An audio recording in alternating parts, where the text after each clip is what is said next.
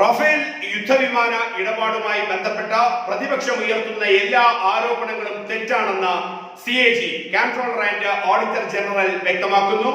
CAG report പ്രകാരം നരേന്ദ്രമോദി സർക്കാരിന്റെ നിലപാടുകൾ രാജ്യ താൽപര്യങ്ങൾക്ക് വിരുദ്ധമല്ല എന്ന കാര്യങ്ങളാണ് ഇപ്പോൾ വെളിപ്പെടുന്നത്.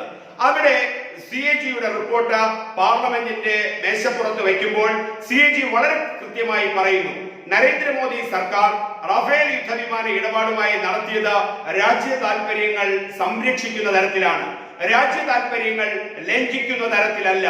ആ തരത്തിലേക്ക് പ്രതിപക്ഷം ഉയർത്തുന്ന ആരോപണങ്ങളെ കണക്കുകൾ വെച്ച് രാജ്യത്തെ audit general controller and audit general CAG ഇപ്പോൾ കാര്യങ്ങൾ വ്യക്തമാക്കുന്നുണ്ട്. ആ റിപ്പോർട്ട് പ്രകാരം NDA സർക്കാരിന്റെ കാലത്തെ റഫേൽ വിമാന ഇടപാട്, അതോടൊപ്പം തന്നെ UPA സർക്കാരിന്റെ കാലത്തെ ചർച്ച റഫേൽ യുദ്ധവിമാന ഇടപാടുമായി ബന്ധപ്പെട്ട് അത് UPA സർക്കാർ മുന്നോട്ട് നയിച്ച ചർച്ചകൾക്ക് ധാരണകൾക്കുമായി താരതമ്യം ചെയ്യുമ്പോൾ NDA സർക്കാരിന്റെ രീതികളും ഇടപാടുകളും കരാറും രാജ്യത്തിന് സാമ്പത്തിക ലാഭം ഉണ്ടാക്കി എന്നാണ് CAGയുടെ റിപ്പോർട്ട് പറയുന്നത്. ആ കണക്ക് പ്രകാരം 2.86% വില കുറച്ച് സാമ്പത്തിക നഷ്ടം ഉണ്ടാകുന്ന തോത് കണക്കാക്കിയാൽ 2.86% വില കുറച്ചാണ് NDA സർക്കാർ ഈ ഡീൽ കൈകാര്യം ചെയ്തിരിക്കുന്നത്, ഈ കരാർ കൈകാര്യം ചെയ്തിരിക്കുന്നത്. UPA സർക്കാർ കൈകാര്യം ചെയ്ത രീതികൾ വളരെ കൃത്യമായി CAG അനലൈസ് ചെയ്യുന്നുണ്ട്, വിലയിരുത്തുന്നുണ്ട്. അങ്ങനെ അനലൈസ് ചെയ്യുമ്പോൾ UPA സർക്കാർ മുന്നോട്ട് കൊണ്ടുപോയ ധാരണ കണക്കാക്കുമ്പോൾ NDA സർക്കാരിന്റെ ധാരണയാണ് രാജ്യ താൽപര്യങ്ങൾക്ക് ഏറ്റവും അനുയോജ്യം, രാജ്യത്തിന് സാമ്പത്തിക നഷ്ടം ഉണ്ടാക്കാതിരുന്നത്.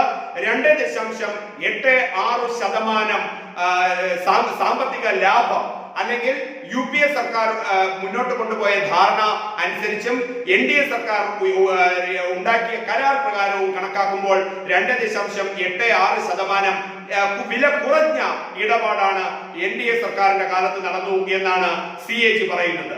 ഈ CAG ഇത് കണക്കാക്കുമ്പോൾ അതിന്റെ കൃത്യമായ ഷെഡ്യൂളുകൾ അനുസരിച്ച് തന്നെയാണ് പറയുന്നത്. 2016 ഡീല് ഏതു തരത്തിലാണ്? 2016 നരേന്ദ്രമോദി ഉണ്ടാക്കിയ ഈ ഡീൽ, റഫേൽ ഇടപാടുമായി ബന്ധപ്പെട്ടുള്ള ഡീൽ എന്തുകൊണ്ടും അത് 2012 മുതൽ നടത്തിയ UPA സർക്കാരിന്റെ ഇടപാടിനേക്കാൾ ഏറ്റവും മികച്ചതാണ് എന്നാണ് CAG പറയുന്നത്. അപ്പോൾ 2016 നരേന്ദ്രമോദി സർക്കാർ കൊണ്ടുവന്നിട്ടുള്ള ഈ ഇടപാട് 2012 മുതൽ UPA സർക്കാർ കൊണ്ടുവന്ന ഡീലിനേക്കാൾ, ധാരണയേക്കാൾ എന്തുകൊണ്ടും രാജ്യ താൽപര്യങ്ങൾക്ക് ഏറ്റവും മികച്ചത് എന്ന് പറയുകയാണ് CAG.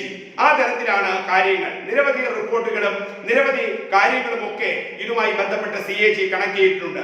അതോടൊപ്പം തന്നെ ആ വെപ്പൺ പാക്കേജ്, അവിടെ 26 റഫേൽ ഫൈറ്റർ ജെറ്റിന്റെ കാര്യം വളരെ കൃത്യമായി പറയുന്നുണ്ട്.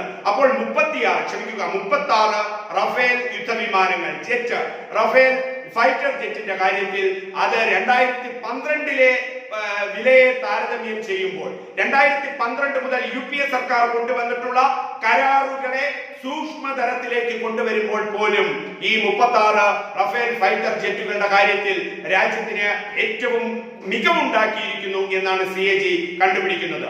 മാത്രവുമല്ല CAG NDA സർക്കാരിന്റെ കാലത്തെ കരാറുകളും UPA സർക്കാരിന്റെ ചർച്ചകളും കാര്യങ്ങളും ഒക്കെ വളരെ വിശദമായി അനലൈസ് ചെയ്യുന്നു.